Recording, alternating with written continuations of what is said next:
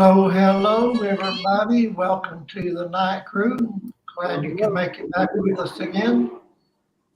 We have a fine crew lined up for you tonight. Kentucky guys back with us, Lamar Callahan and Queen Angela Thomas Smith. So, welcome, folks. Glad you're here. We got some great topics to talk about tonight, so let's get into it.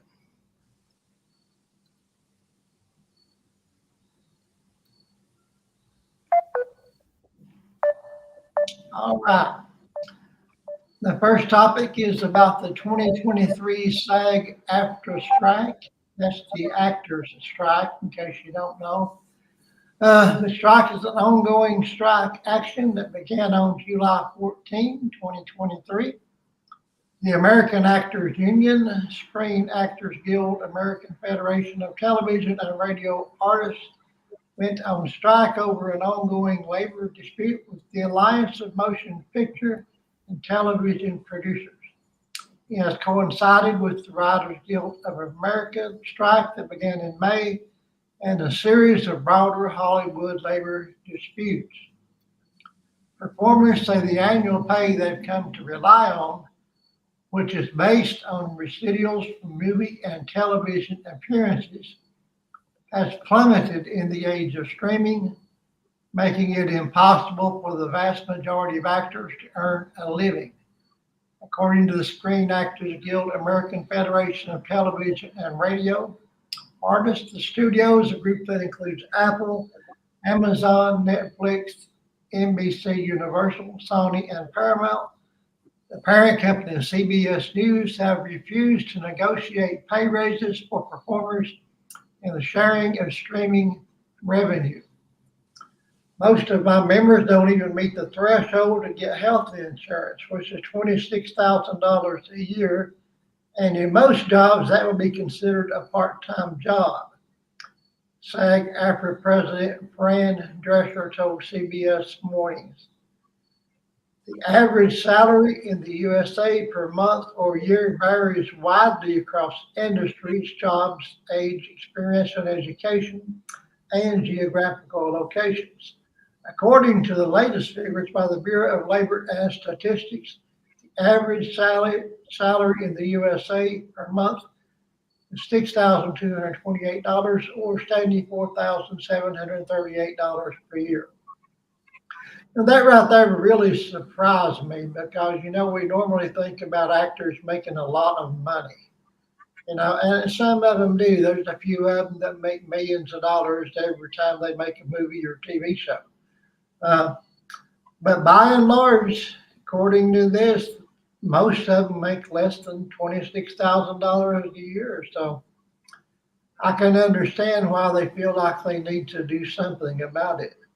Uh, and streaming is a big thing nowadays, and everybody's just streaming, and they apparently aren't getting any residuals off of it, or if they do, not enough to live on. So it's going to be an interesting situation. So, what do y'all think about that? Who wants to jump on that one first? Kentucky guy? Well, so if you are a wrestling fan, you are all about this strike because some of the greatest talents are coming back to the WWE because of the strike happening. Oh, No, but on really? a serious, yeah, we got The Rock and John Cena back, but that was just All basically a joke. But that is true though. Um, right. this strike right here is you know, a lot of people have when they think of actors, they think of first thing that comes to mind is millionaires, billionaires. Yeah. But this strike is mainly to help the supporting actors. This isn't a strike for your Tom Cruises and Ben Afflecks and things like that. This is for the people that are just starting out. The the $74,000 a year. That's pretty shocking to me. I that's a real new actor salary is what that is. Somebody that's been in the business maybe 3 to 4 years and haven't got a true break.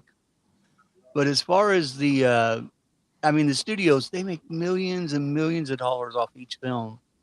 They Yeah. can definitely they can afford to pony this up. It's just like our car industry. They just pay the people what they deserve. Just pay Yeah. them. It's a job, just like we go out. I don't care if you go out and you dig holes and graves or sell hot dogs beside the road. It's a job. That's their job, and they've Yeah. been blessed with the talent to do it. So pay them for it. Yeah. There's nothing wrong with paying somebody for what they're worth.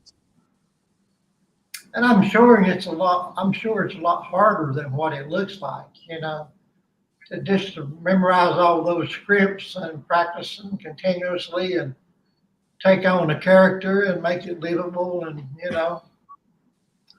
I couldn't I'm do it. sure, yeah, it was difficult. What do you think, Lamar?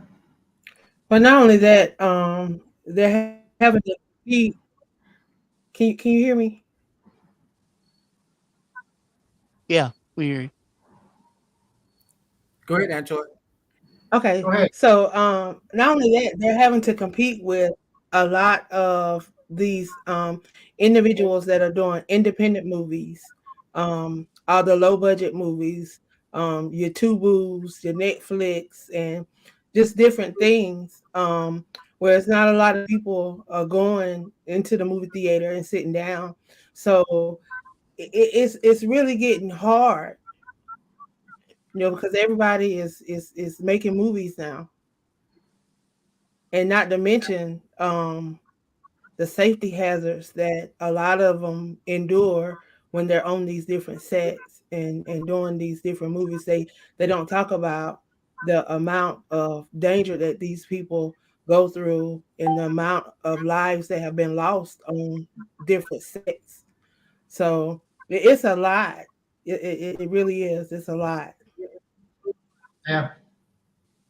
Yeah, my hat's off to them. I know some of them are really pampered and all, but our Kentucky guy was saying that's the Tom Cruise guys, then, the Ben Affleck and Jennifer Lopez and people like that. No doubt they make millions, if not millions, but most people are just trying to make a living at it. It's like any other profession. Kentucky, I mentioned wrestlers, and yeah, there's a few of them that make millions of dollars a year, but most of them just trying to survive, literally. Um, so no matter what industry you're in, there's going to be some superstars, I suppose, but everybody else is just trying to pay bills. Lamar? Yeah.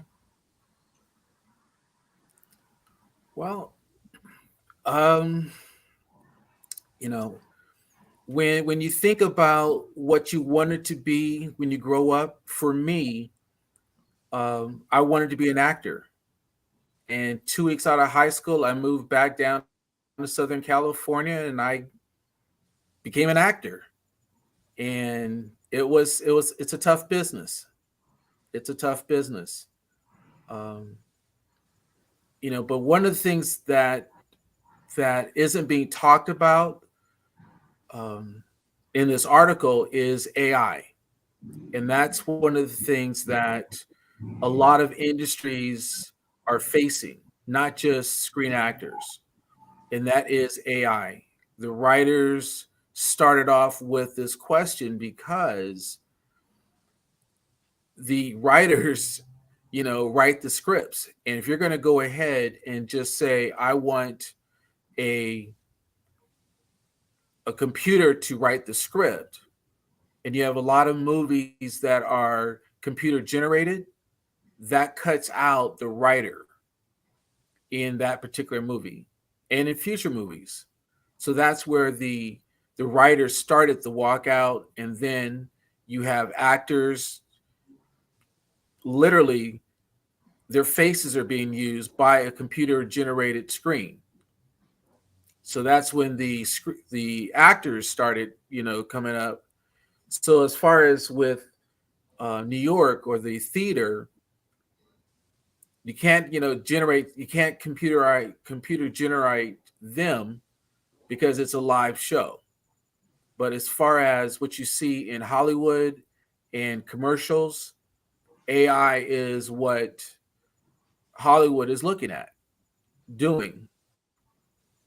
And so that's where you're looking at the pay raise and safety or job security, what the strike is starting from. They want job security and knowing that a computer is not going to take away their jobs. And so that's why they're talking about the $26,000. That's just a side note.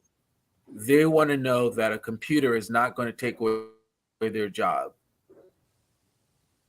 Yeah, that's a good point. I still listen to my friends. Yeah, AI has caused a lot of headaches for a lot of people. Yes. And the thing is, AI is an issue for a lot of industries. Yeah, yeah, it is. You go to different stores and you find that you would have several aisles open for customers to go through.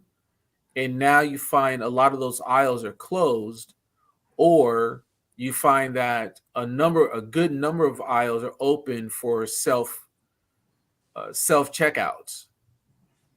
Again, AI, which is a reduction in the labor force. Yeah, I can relate to that one because I know They use COVID. the They grocery use store. COVID as a way to introduce this AI to us by doing a lot of the self checkouts. They've been slowly introducing it to us with the Alexas and the iRobots and the different vacuums and the different things that we've been using. They've been slowly introducing it to us to the point now to where they're able to have restaurants that are fully robots. There's no humans. You have gas stations that are ran fully by robots. There's no humans, and they're looking to have more cities like that soon. Um, there are going to be no cars. There's this. It's going to be crazy. But yeah, they are looking to have what they call smart cities. Introducing the smart cities. Everything is going to be ran by robots. Mm. Chick-fil-A have started to introduce the robots in Atlanta. Different restaurants using them as servers. They've been introducing it. You look at I don't know how y'all follow TikTok, but you can go on TikTok any given day and you'll see a video of a different type of AI. They have robots that clean the toilet, the bathroom top to bottom. I'm talking about the ceilings, the everything, and it looked like a human being. Hey, I want one of them. It is shaped and formed like a human being. So, yeah, they definitely taking over, and I tell everybody, you better learn how to do a trade. You better take up a trade. Better learn how to do a trade. There's going to be certain things that robots are not going to be able to do. They can try, but they're not going to be able to do. And then when the robots go in error, you're going to need a human to fix those errors that the robots cause. I mean, it's already been statistics showing over in Dubai where they had these robots and they deconstructed the robots, and one began to put itself back together. By the time it got to that fourth robot, they were trying to deconstruct the four robots, and by the time it got to the fourth robot, one of the robots had tapped into the satellite and figure out how to put itself back together and begin to put itself back together. Really? So yeah, I had not heard of that. That's spooky. Yeah, I know around here we've got a lot of self-serve, supermarkets. You go to buy groceries, and That'd be one lane open with a real cashier, and I've got 10 people trying to get through the line, and everybody else over there, on the do it yourself. And I don't know, I'm just like, well, I don't work here. I don't want to do my own bagging and everything. So it's kind of, that's just the way it is now, I guess. It's Yeah. going to get worse. That's just I'm about that way. every Walmart with the supermarket. It's like that. You go in the market, Walmart market, all of them are self-checkout. They don't have anybody at a register. They're directing you to where you can go in the self-checkout, but there's no registers for people to check you out. Wow, that's ridiculous. What are you going to say, Kentucky guy? I just said it's going to get worse as time goes on. Yeah, it is.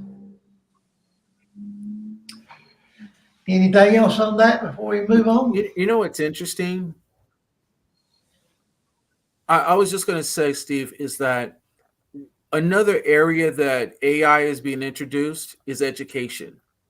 And one thing that's interesting about that is trying to teach a child, educate a child through a subject from a computer.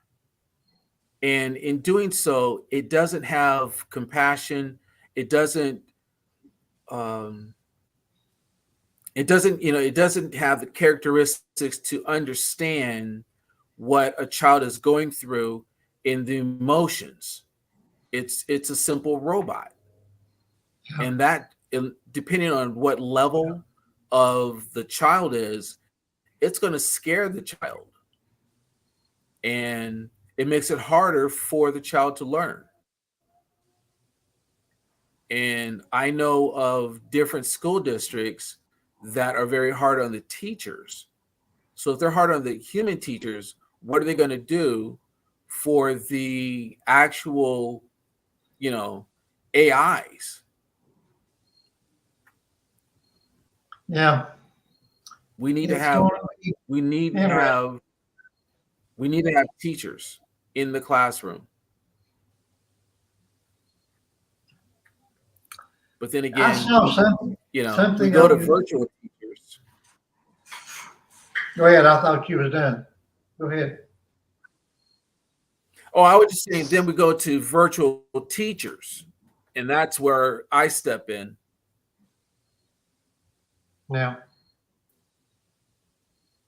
I seen on the news where some company actually has gone so far to make a robotic AI CEO. And I don't know how that's going to work, but it's apparently being tried. Can you imagine working for that AI, that robot?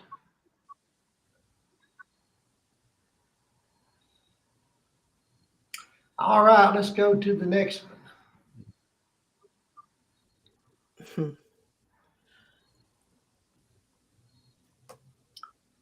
Thousands of child care programs at risk of closing. Democrats in Congress are pushing for a new round of money to keep the nation's child care industry afloat, saying thousands of programs are at risk of closing when federal pandemic relief runs out this month. There was a child care crisis even before the pandemic, and failing to extend these critical investments for the American Rescue Plan will push child care even further out of reach for millions of families and jeopardize our strong economic recovery, said Senator Patty Murray Washington, a sponsor of the bill. Other sponsors include Senator Bernie Sanders of Vermont and Republican Representative Catherine Clark of Massachusetts. The average annual price for U.S. child care in 2022 was $10,800 per child, according to Child Care Aware of America, a nonprofit advocacy group. Now, this is a serious problem. I know a lot of people, a lot of single mothers that want to work, but they just simply can't afford to pay for childcare. And can you imagine somebody working at McDonald's trying to make a living and paying $10,800 per child per year for childcare? I mean, that's just impossible. So unless something is done, it is going to be a really, really critical issue. I mean, it sounds like it's that already, but it's going to get a lot worse. It's going to get a lot worse. And these kids got to work somewhere, or the parents have to work somewhere, but the kids have to be somewhere. And we hear so much lately on the news about how some of the kids are mistreated. I seen on the news recently where a couple of kids were exposed to fentanyl at a daycare center. So it's a very scary situation. So it's really something to be concerned about. I'm glad I don't have kids. So who wants to jump on that one? Yeah. I'll step in. Okay. This morning I saw a story where children, or at least a child, was being drugged at a child care. But also, I guess it was 92, 93 when I worked for a child care association. And I ran the federal Title 4 program, where what it was for is to pay the child care expenses while a parent or guardian was at work. And so I'm not certain what program Patty Murray, Bernie Sanders, and Catherine Clark are talking about, but I do know that was the program that I was the administrator on. And once we get our current program up and running, that's what I want to do with our childcare program, is to find a grant to be able to help assist families with their childcare,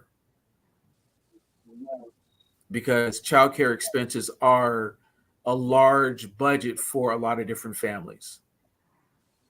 Yeah. So that's the childcare program that our nonprofit is seeking to help in. Well, I hope you can do that, brother. I hope you can do that. Thank you.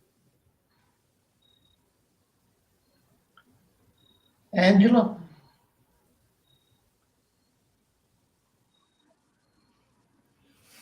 Yes. You want to say something about that? So you're speaking.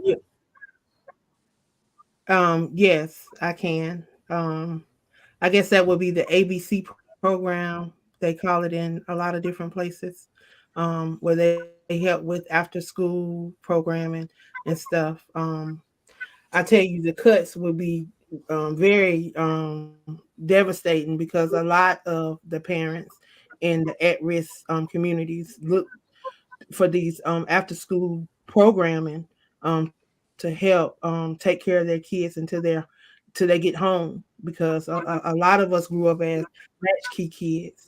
We were home by ourselves until our parents got home from work, because they had to work.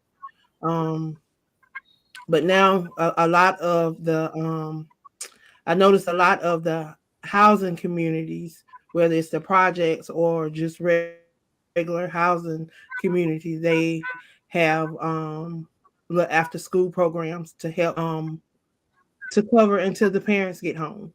They usually run from about 3 till about 6:30, and that's usually around the time the parents are getting home. So a cut would be drastic to a lot of people that depend on these programs. I know a lot of after school programs depend on this. I want to say it's the ABC program. You say Title 4, I think what it's called. Yes, But they depend on that. the YMCA, the Boys and Girls Club.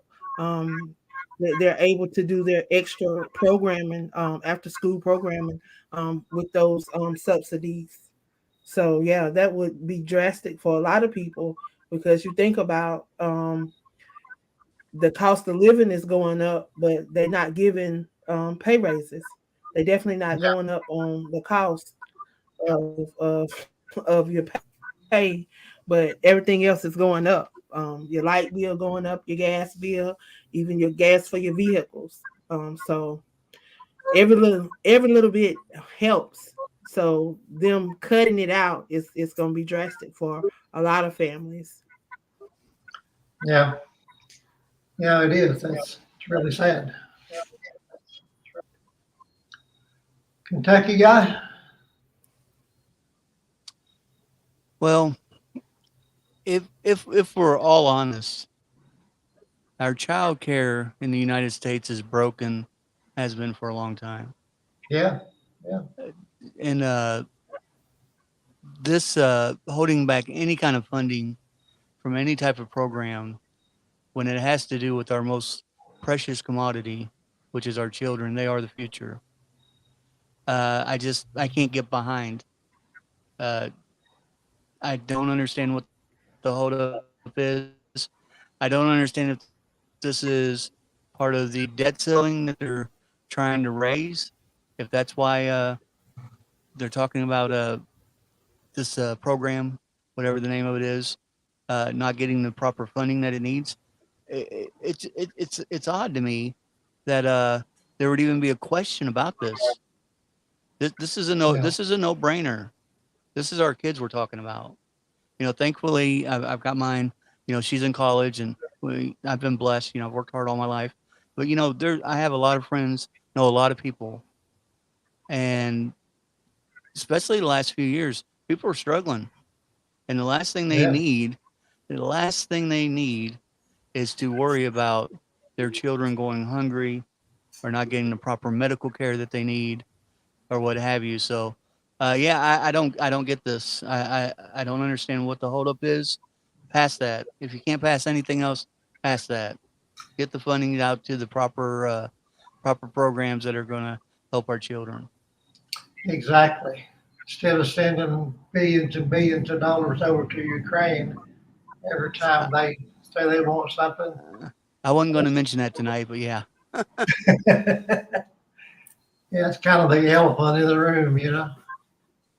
Yeah.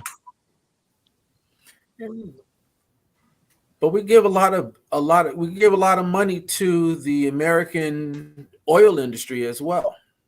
And they're Yeah. raking in billions of dollars in profits. Absolutely.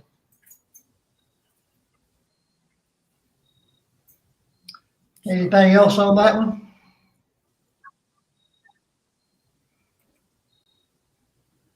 All right. California Attorney General sues top 5 oil companies. California Attorney General Rob Bonta announced Saturday that his office is suing the top 5 oil companies for allegedly misleading the public on climate change. The complaint was filed in San Francisco County Superior Court and alleges that ExxonMobil, Shell, Chevron, ConocoPhillips, and BP all knew since the 1960s that burning fossil fuels had detrimental effects on the planet. Similar lawsuits have been filed in other states, and Governor Gavin Newsom backs Bonta's decision, stating the lawsuit will bring justice to Californians and hold big oil polluters accountable. For more than 50 years, Big Oil has been lying to us, covering up the fact that they've long known how dangerous the fossil fuels they produce are for our planet, Newsom said. California taxpayers shouldn't have to foot the bill for billions of dollars in damages. Wildfires wiping out entire communities, toxic smoke clogging our air, deadly heat waves, record-breaking droughts washing our wells. I'm sure they have known about it for that long. I don't doubt that a bit. Uh, but all the big oil companies care about is profits. I mean, that's the bottom line. They care about profits, and they make billions and billions a year. And I suppose the CEOs of each of those companies probably make multi-million dollars a year in their salaries. They don't care about people. They just care about the profits, and that's very, very disturbing. So what do you guys think? Yeah. Kentucky guy? Yeah, I mean, I'm not a big Gavin Newsom fan, so I'll go ahead and get that out of the way. However, yeah, I mean, any big industry, when you get very high up there, like the CEOs and so forth, yeah, they lose all perspective when it comes down to people. Now, this article, and the reason why they got Mr. Newsom involved is because they're talking about the Green New Deal. They're talking about climate control and all that good stuff, carbon footprints and all that stuff. And that's the reason for it. I'm not going to get into that because we don't have enough time. But that's the reason for this article. And that's the reason why he's chirping away. But yeah, we've got some stuff to do. But here's the thing, and I would love to ask him this question. And I've asked our senator, well, our previous senator, this question before when we had a Democrat in there. So the Green New Deal, we're trying to save the planet, right? The entire planet. What's the difference in drilling oil in Saudi Arabia than in the United States? It's still the same planet. Also, we do it a lot cleaner. We're a lot better at it, a lot safer. So what's the difference? I just, one of those things I don't understand. So, Yeah. but anyways, yeah, you're right. The big oil companies, they I'm sure they knew. There's no doubt in my mind. Have they got kind of a crappy break? The ones underneath the CEO, the lower tier guys, of course they have. They're getting their leases canceled on land around Alaska and so forth. So, yeah. So that's about all I have on that one, Steve. All righty. Lamar?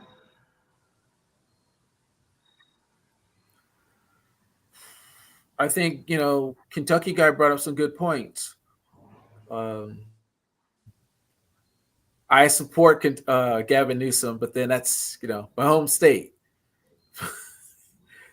I didn't realize that.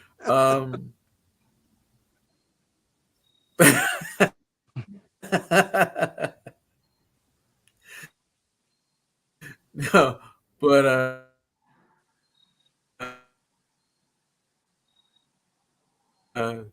don't tell Michael.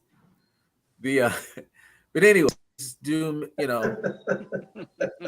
They're great polluters. I think if the oil is coming out of the ground from Pennsylvania or is it coming out of the ground from Riyadh, I don't think it really matters. It's still polluting. Yeah. But we got to stop it someplace because it's still coming out of the ground. That's all I've got to say about it. Okay. Angela?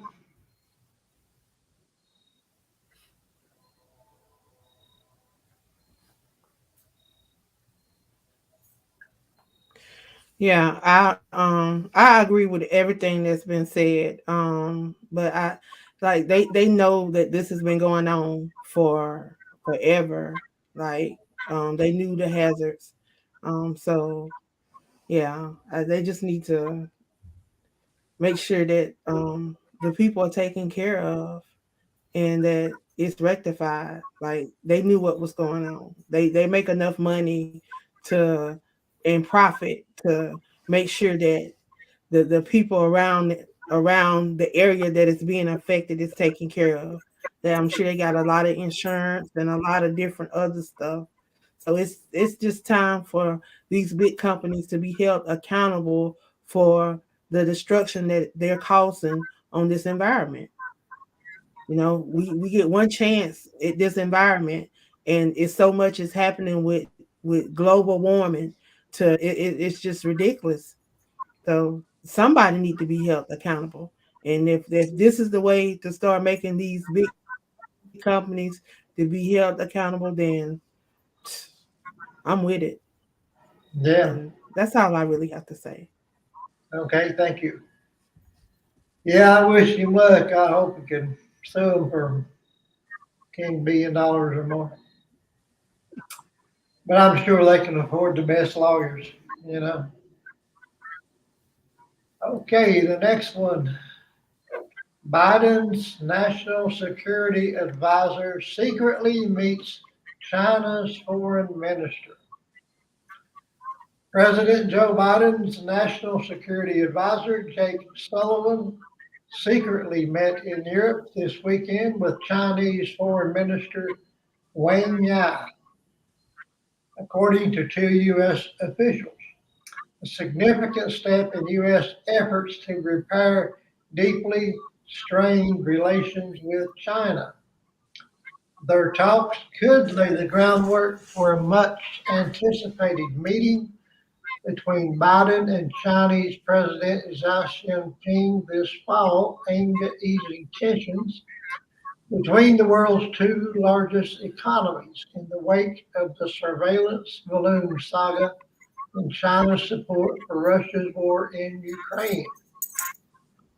Biden said he was disappointed that Xi did not attend a summit this month for the Group of 20 leading world economies in India. When asked after the summit when he expected to meet again with Xi, Biden said, I hope I get to see Mr. Xi sooner than later. Well, as we remember, Biden did go to NATO, but Xi Jinping and Putin didn't go. So I think he was disappointed over that. But I don't know if anything constructive is going to come of it when Biden and Xi Jinping meet this fall. Biden has already said that he's disappointed with them. He pretty much dared him to make any kind of a deal with Russia. And it seems to me like Russia and China are already making plans.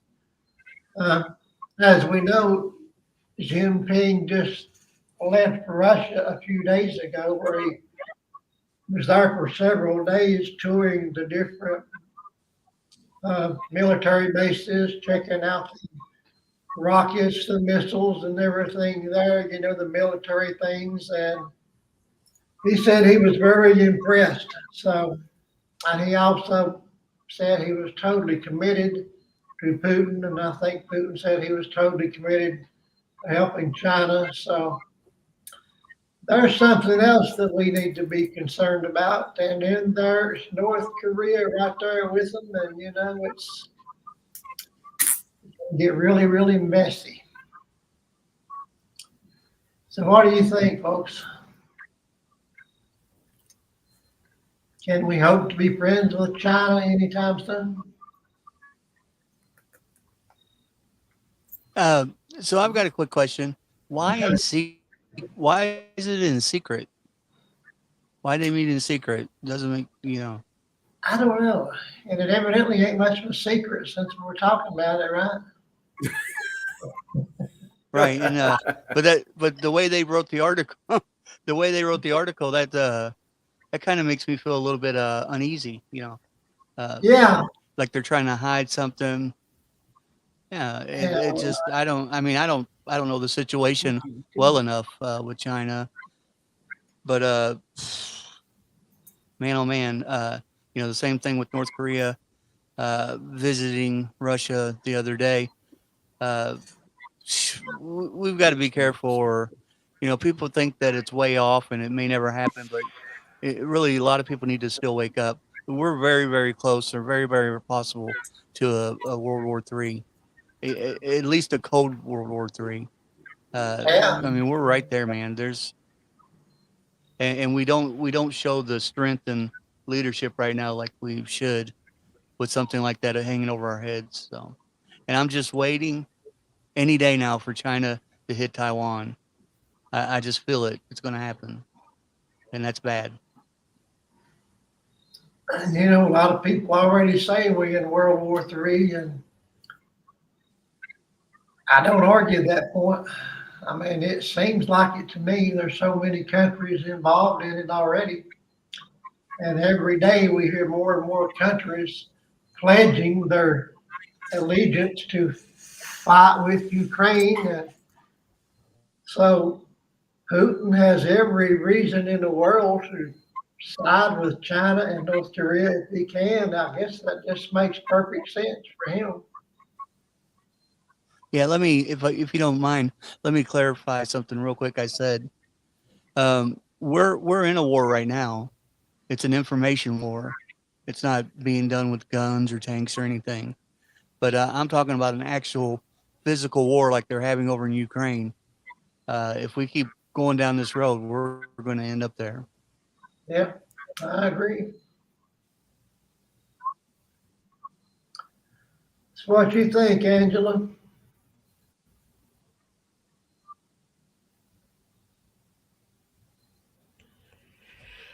I just know it's a lot going on, and a lot of people need to be watching.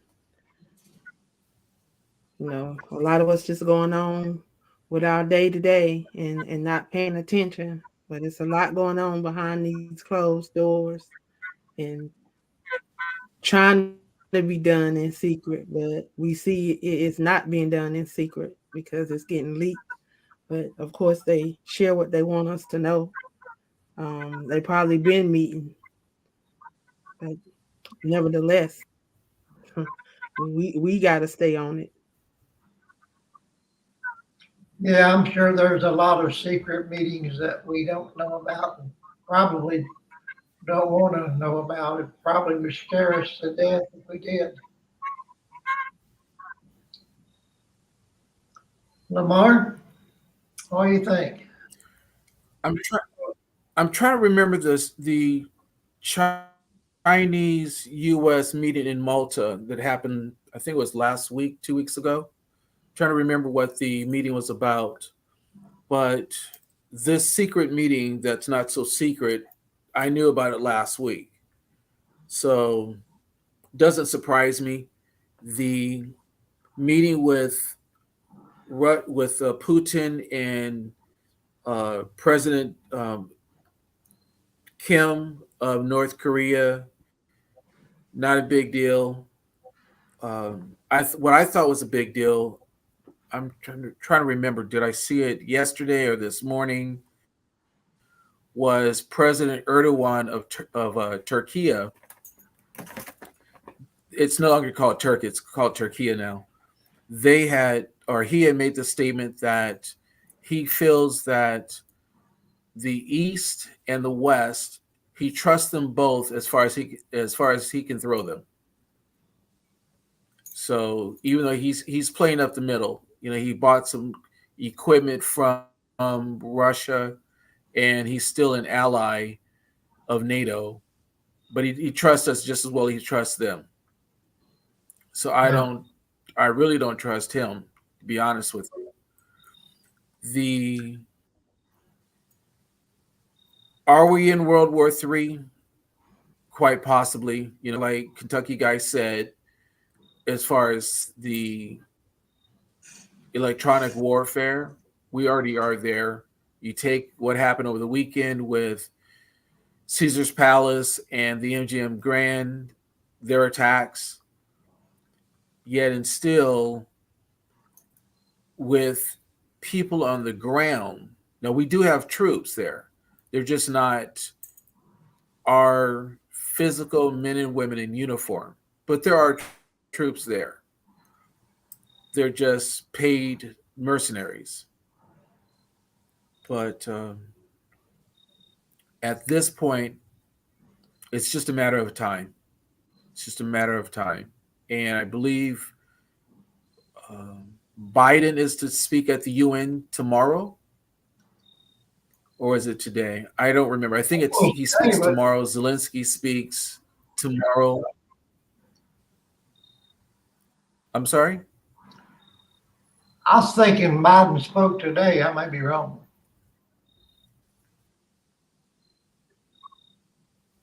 He might have spoken today. I think Zelensky speaks tomorrow. But you could be right. I think he did speak today. And Zelensky speaks tomorrow. Well, I know what the say. We need more money. We need more weapons. Right. We need more missiles. More we money, need more money. Right. I thought it was interesting. Monday, Hillary Clinton made the statement that we need to ramp up ammunition and weapons to Ukraine. Really? Now, I didn't think she would weigh in on that, but then again, oh yes, that was on Morning Joe. I believe it was the third hour.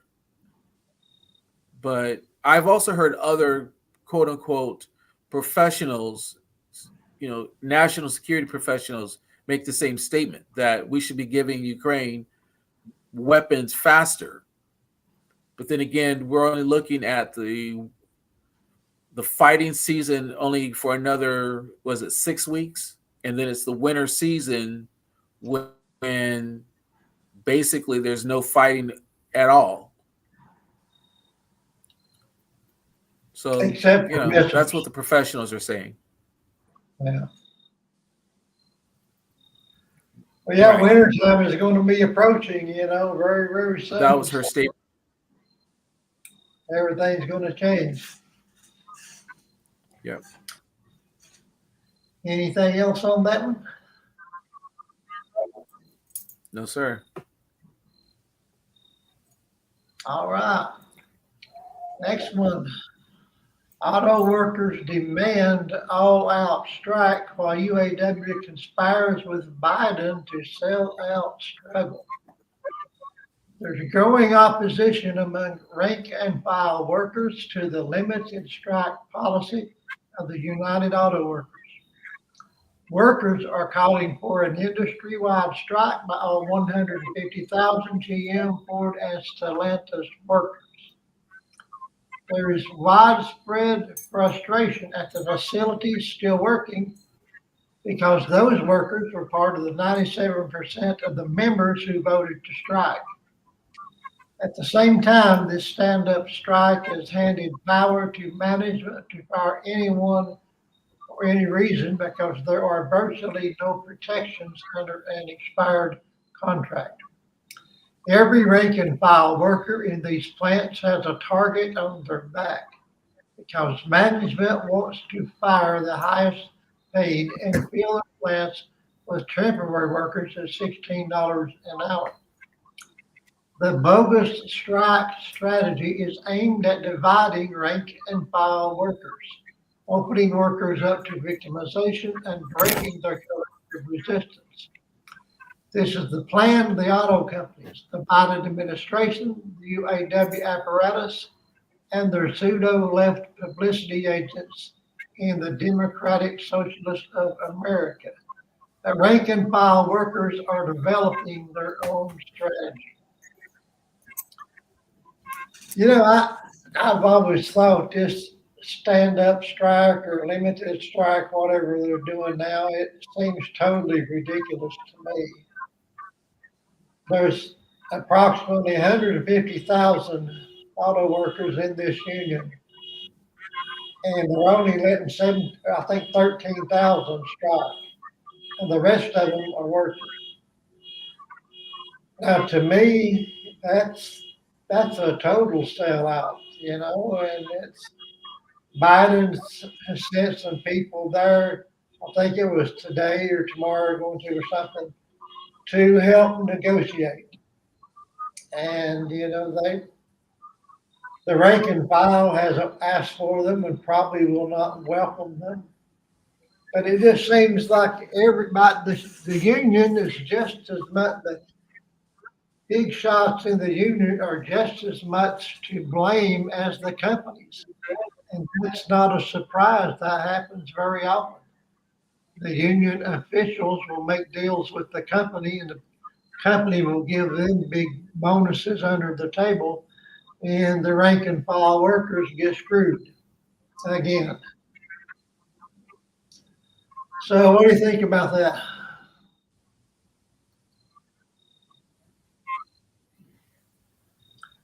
Kentucky guy.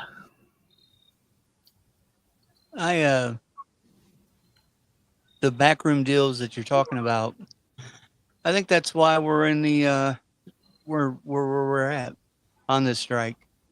The strike that you're talking about, you are right. That's ridiculous. What kind of den is what'd you say? 10,000 people 13,000, I think, is what they have a strike. out of how many? 150,000. Yeah. What kind of den is that?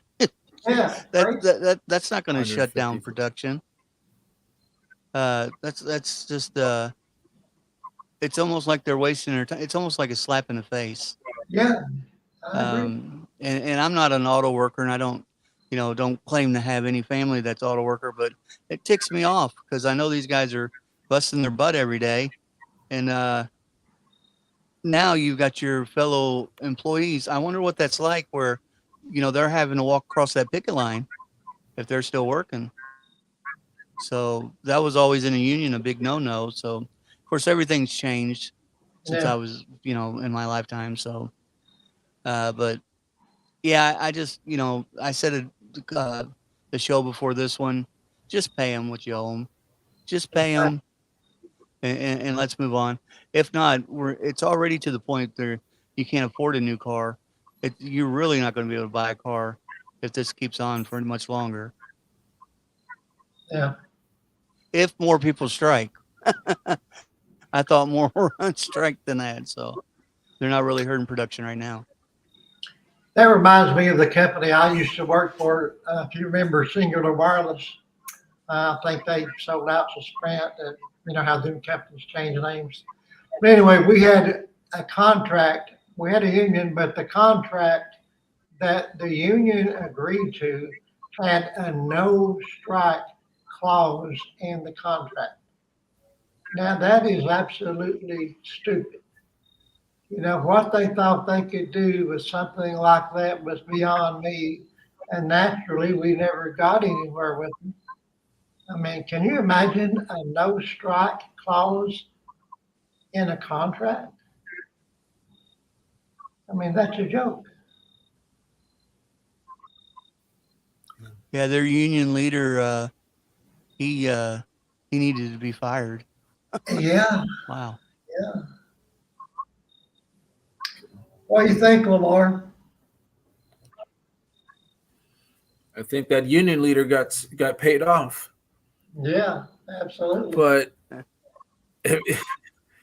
with this one here, I saw a story yesterday on the union on this particular story, and the lady was saying how her dad worked for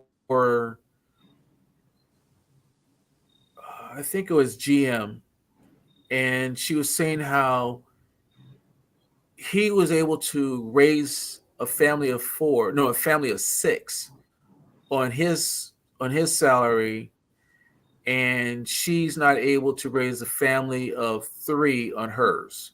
And that doesn't make sense because she works at the very same company doing the very same work her dad did. It makes sense. And I think about with Henry Ford, who said that all of his workers need to be able to need a wage that they can buy. Every employee needs to be able to make a wage that can buy the product that they make. and I worked at GMAC, there was a program that all the employees were able to buy a vehicle that was made by the company. And so it's just like Kentucky guy was saying, that pay the people what they're owed.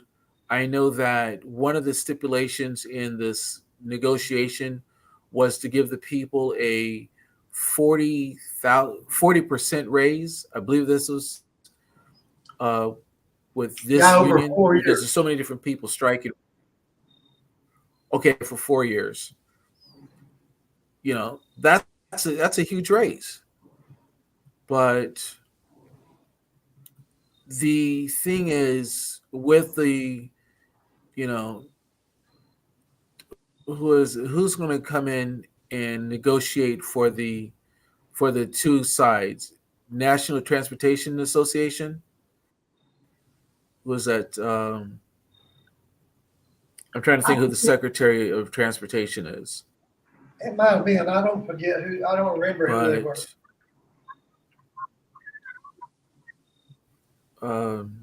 It's the. I think he's the former. He was a mayor in Idaho, I think it was.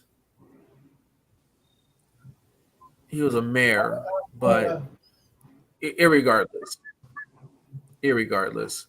the point being is that Biden supposedly is a labor guy, you know, a union person, and he spouted off at the mouth last week that the company was going to give in to the demands of the union, and someone made the comment that he must know something that nobody else knows, and now, and clearly, we have a strike, because he was saying there was not going to be a strike.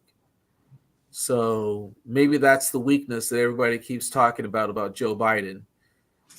I don't know, because he keeps coming up with promises and fulfilling his promises.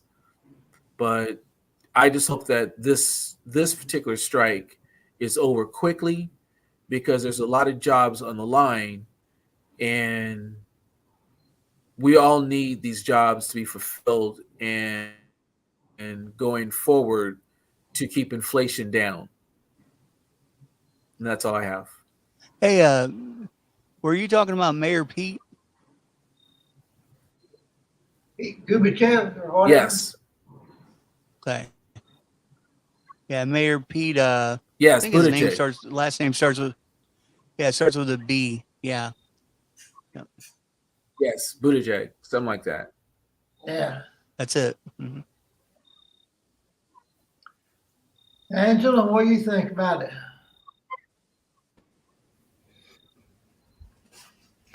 Nah, I'm gonna pass on this one. Okay.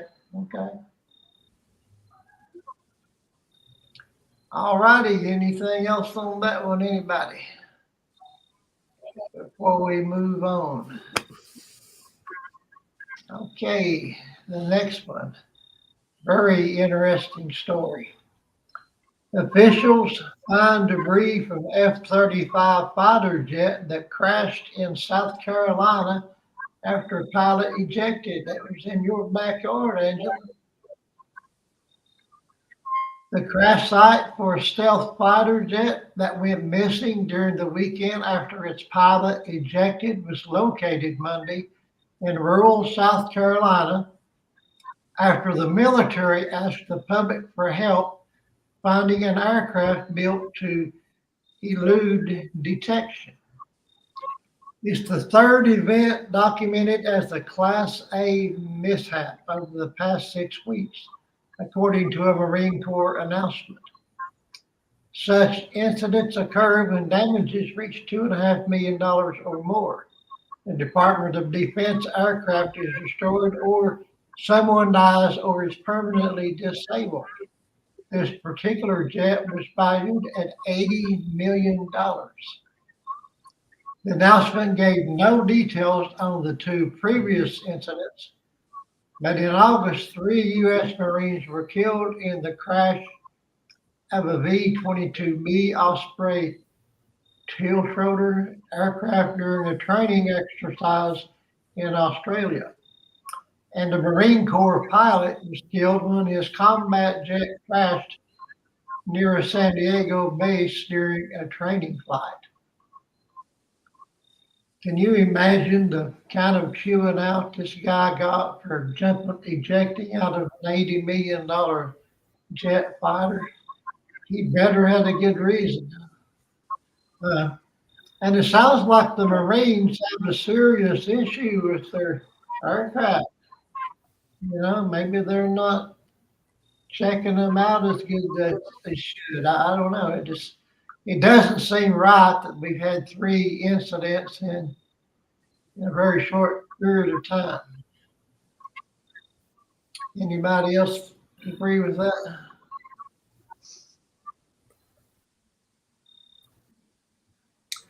Angela, I'll take it first. Oh, okay. This morning they were saying that it was $100 million machine. So now they're saying it's 80 million. I don't know why it's deducted to 20 million, but either way, It's damaged.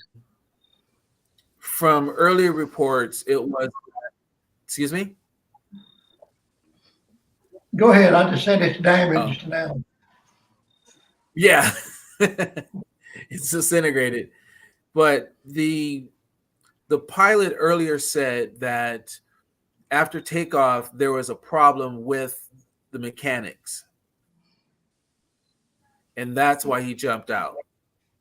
And the reason that the plane kept going is that it was an autopilot, which is why the plane kept going. It was on autopilot, and since it's stealth, the Marine Corps asked the public to help find it because it eluded radar. So that was the situation with them. I do remember the crash in Australia. They killed the Marines there. And one of the things that our great American Senator Tuberville is doing by not allowing promotions to go through is that we do not have a commandant for the Marine Corps.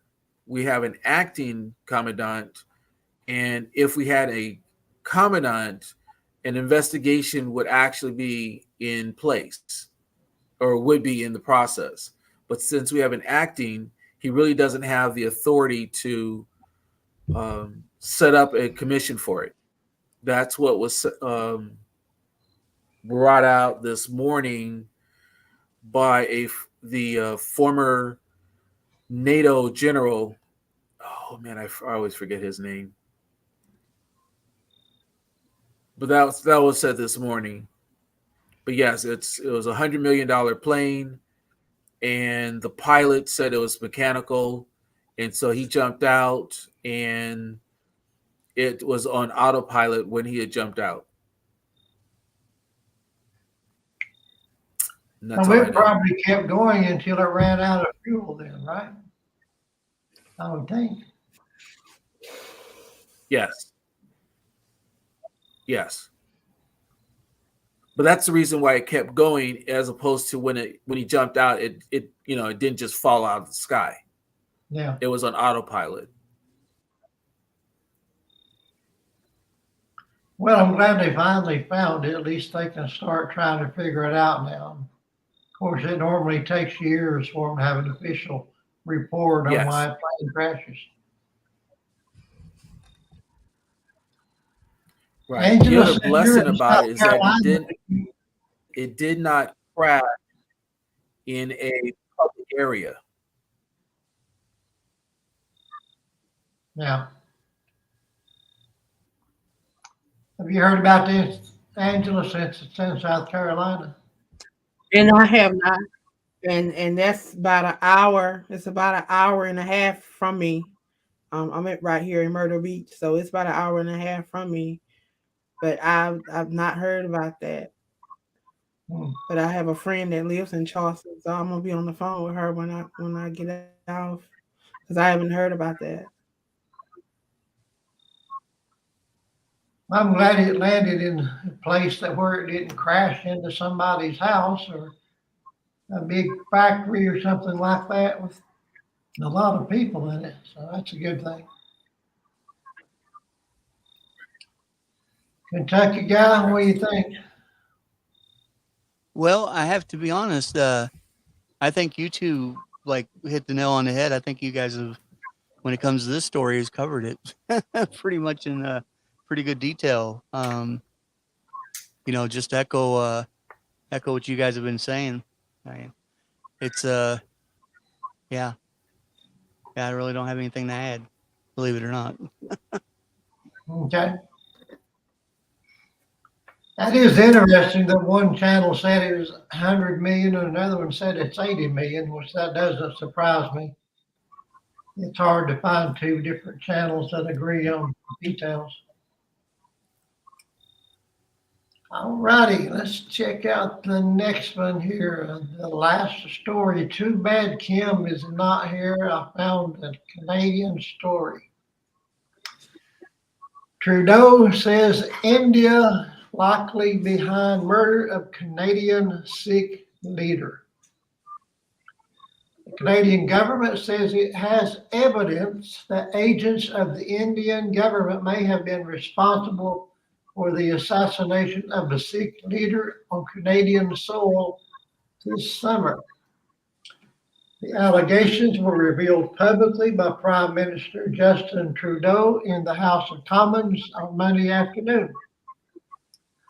Over the past number, Trudeau told the House Canadian security agencies have been actively pursuing credible allegations of a potential link between agents of the government of India and the killing of a Canadian citizen, Hardeep Singh Nijjar.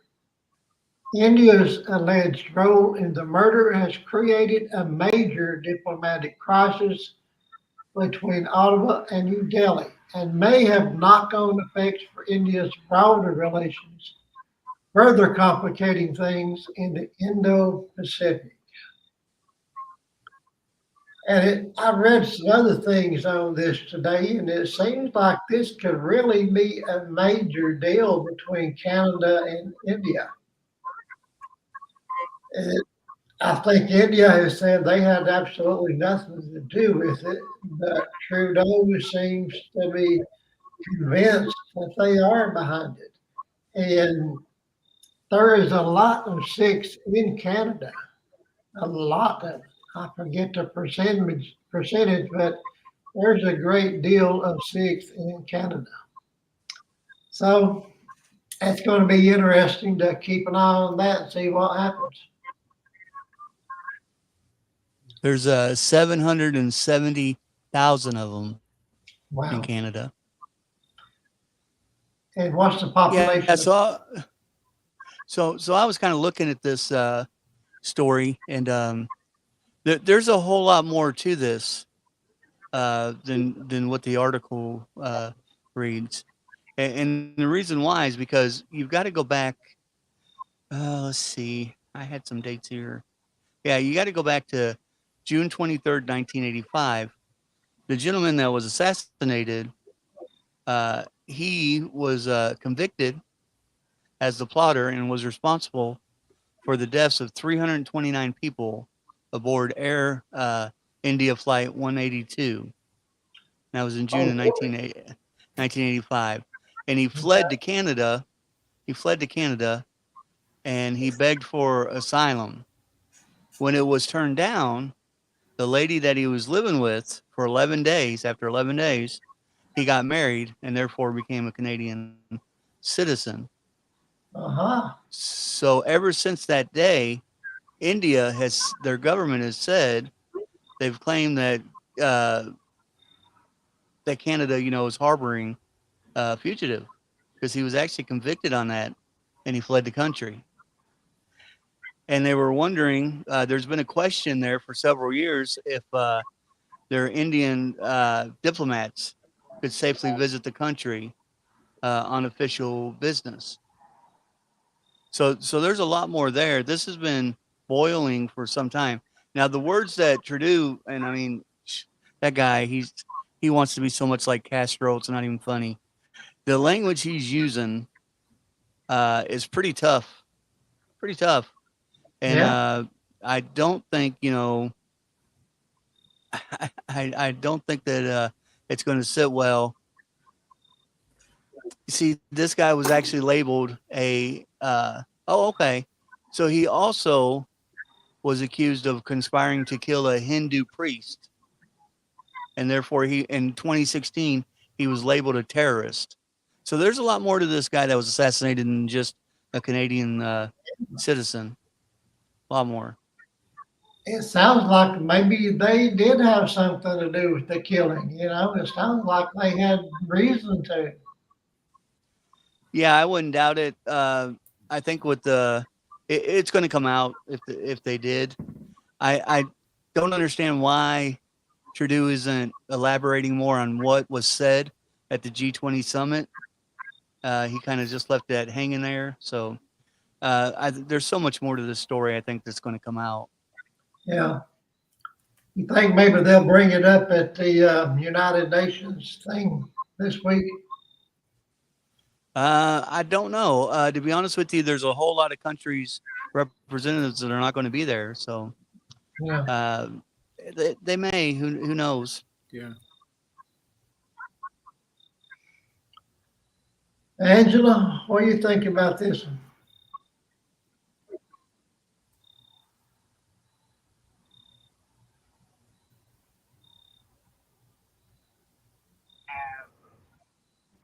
Angela, you got anything to say about I this? don't know.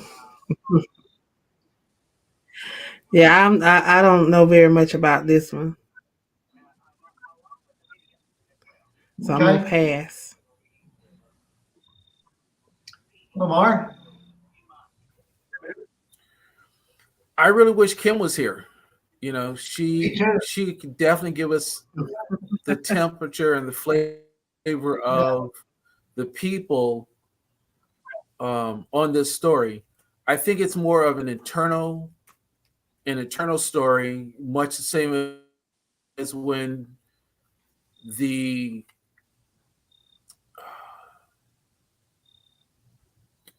Saudi prince killed the I believe it was a Jewish person in New York, and Trump had basically shielded the prince, even though we had filmed that the prince had did it, and then they've doctored the film and said that he didn't do it. So I think this is more of a national story as opposed to an international story. But I wouldn't doubt it that India just got even with the guy. He's a convicted felon in their courts, and from there he escaped, and they said, no one escapes the law, and we got you. Yeah. I'd say they did it. It just makes perfect sense, doesn't it? Or at least they're the ones that logically to blame. So that'll be interesting. Right. Yeah, I wish Kim was here to hear what she has to say about I mean, that. right. I would love to ask Kim who really cares about this guy other than his wife, and are they still together, or did he just marry her, get the citizenship, and leave? I don't know. You know anything about that, Kentucky guy? So, Well, no. The one thing I do know is Trudeau's going to use this as much as he can to cause more strife between the two countries. Which all you have to do is look at his wording, and you can tell that. But yeah, it's just, I think he's playing with fire. Yeah. I really do. India is not is not you don't hear a whole lot about them, but they're not a country. My best friend is from there, and they're not a country you want to mess with. They have a whole lot of money, and those people are crazy. I can say that because my best friend is from there. They are crazy. So I don't Isn't the think they want to. population of India well over 1 billion or something like that? Yeah, there's a lot of them. Yeah. So Yeah. I'd say their army is pretty big also. Well, didn't they send somebody to the moon recently? Didn't we talk about that a while back? Or to Mars or something like that? They done something. Not to They Mars, but they had a an astronaut on the last space shuttle that went up, last spacecraft, Okay. which was clearly it was a an American, a Russian, and an Indian that went up in space. American, a Russian, and an Indian. Yeah, it wasn't a Chinese. It wasn't a Chinese person. It was an Indian that went up in space. That sounds like And a joke. I no, it wasn't a joke. It was I want to say it was out of NASA, but I'm not positive of that. It left Cape Canaveral, but I'm not certain if they're already back. Yeah. It wasn't a very long mission though. Yeah, but that's the news. That's the news. Well, all righty, we have covered it tonight. So Yes. let's go ahead and let everybody get their plug in if you want to. So, Kentucky guy, you want to start us off? Sure. Everyone listening, first of all, thank you guys for joining us tonight during the live, and if you're listening on Spotify or what have you. Also, look up the Red Pill Current News podcast. We do drop episodes there, at least one a week. And Against the Mat Wrestling podcast, I do co-host that. And we're actually going to have Mr. Steve on a show in the near future. He Yeah, is. I didn't realize he was a wrestling fan, so it's going to be a lot of fun as well. lifelong wrestling fan. Good deal. Lamar?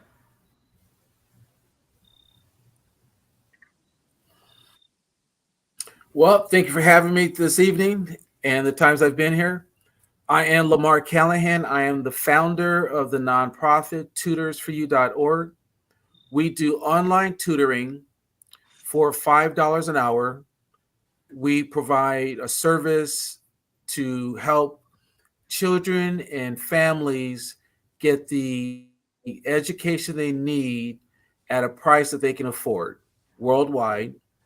We have classes from accounting to yoga, from preschool to a GED, college prep, 30 different languages, all for $5 an hour. And all of our tutors are experienced teachers.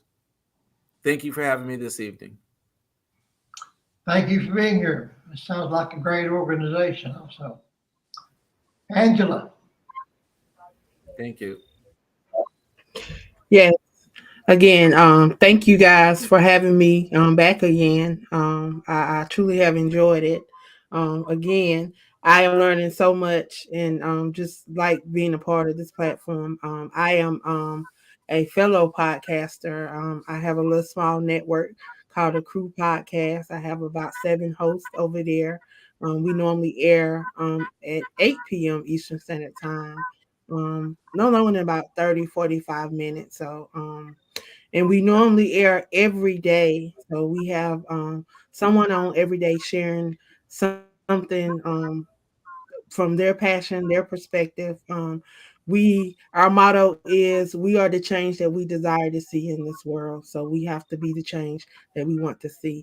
Nothing is just going to drop out the sky. So we air on Facebook, LinkedIn, and YouTube. And of course, we are across various platforms. We're on Spotify, iHeart, Google Podcasts, Amazon Music, and various other platforms. I do a lot. I got my hands in a lot. I just graduated this past Saturday with honors, summa cum laude. So I'm excited about this next journey. I start grad school next month, so it continues. I believe in education, and that's one of the things that I push. And that sounds like an amazing organization that you have, because I am one for education. I am also an author. I write inspirational books, and I help individuals that want to self-publish. I help them to self-publish. I'm the author now of 68 books, journals, and planners. So that's what I do. Have my hands in a lot, but I just believe in being the change that I want to see in this world. So again, I thank you guys for allowing me to be on this platform and allowing me to share my perspective. Thank you. Thank you for being here. We welcome anytime.